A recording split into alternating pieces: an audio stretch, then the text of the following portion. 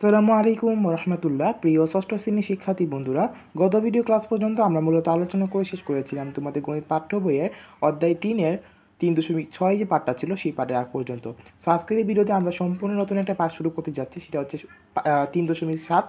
এই পাঠটা হচ্ছে পূর্ণসংখ্যার ক্রম নিয়ে। সো বন্ধুরা, চলো বেশি কথা না বাড়িয়ে আমরা আমাদের ভিডিও আলোচনা শুরু করে দিই। তবে ভিডিওটি শুরু করার আগে তোমাদের কাছে একটা ছোট্ট রিকোয়েস্ট থাকবে, যে আমাদের এই চ্যানেলে কোনো ভিডিও তোমার কাছে কোনো রকমের হেল্পফুল মনে হয় তাহলে অবশ্যই আমাদের চ্যানেলটিকে সাবস্ক্রাইব করে দিবে। সো চলো এবার আমরা আমাদের ভিডিওর মূল আলোচনা সামনে এগিয়ে নিয়ে যাই। সো আজকে ফার্স্টে আমরা পড়ে দেবো কেন তারা কী দেখেছে। রমা ও রানী যে গ্রামে বাস করে সেখানে সিঁড়ি বাঁধানো একটি পুকুর আছে। পুকুরে পার হতে নিচতলা পর্যন্ত 10টি ধাপ আছে বা 10টি সিঁড়ি আছে। একদিন তারা পুকুর পাড়ে গিয়ে দেখে যে পার হতে 5 ধাপ নিচে পানি আছে। বর্ষাকালে পানি কোথায় ওঠে তা দেখার জন্য তারা পানির বর্তমান স্তরকে 0 দ্বারা চিহ্নিত করলো। তারা উপরের দিকে ধাপগুলোকে 1 2 3 4 5 দ্বারা চিহ্নিত করলো।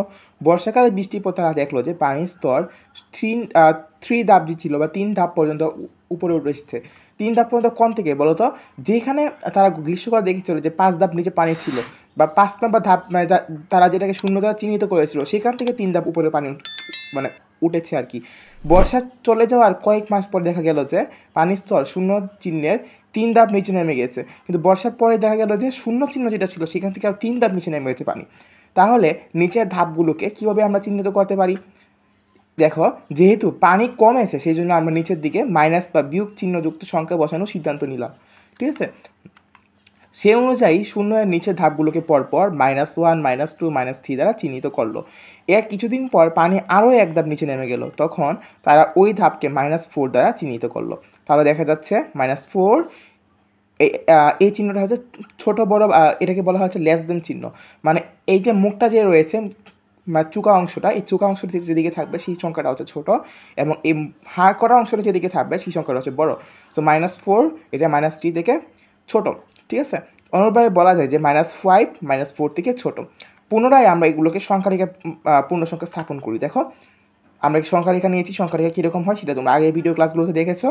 আমরা জানি 7 4 থেকে অবশ্যই বড়, এবং সংখ্যারেখায় আমরা দেখি যে 4 এর ডানে হচ্ছে 7। অনুরূপভাবে 4 ইজ গ্রেটার দেন 0, মানে কি 4 0 থেকে ছোট, অর্থাৎ 0 এর ডানে হচ্ছে 4।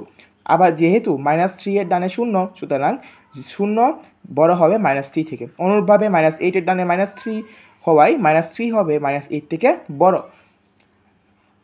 এভাবে কিন্তু আমরা দেখতে পাচ্ছি কি সংখ্যারেখায় আমরা ডান দিকে গেলে সংখ্যার মান বৃদ্ধি পায় এবং বাম দিকে গেলে কি হয়, সংখ্যার মানটা হ্রাস পেয়ে যায়। এটা আশা করি তোমরা এই সংখ্যারেখা থেকে তোমরা ধরতে পেরেছো।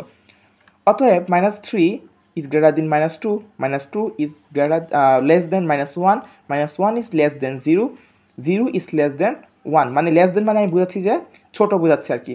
সো 1 2 এর থেকে ছোটো, 2 3 এর থেকে ছোট। অর্থাৎ পূর্ণ সংখ্যাগুলোকে পর্যায়ক্রমে আমরা -4 -5 -4 -3 -1 0 1 2 3 4 5 এই আকারে কিন্তু আমরা লিখতে পারি, তাই না?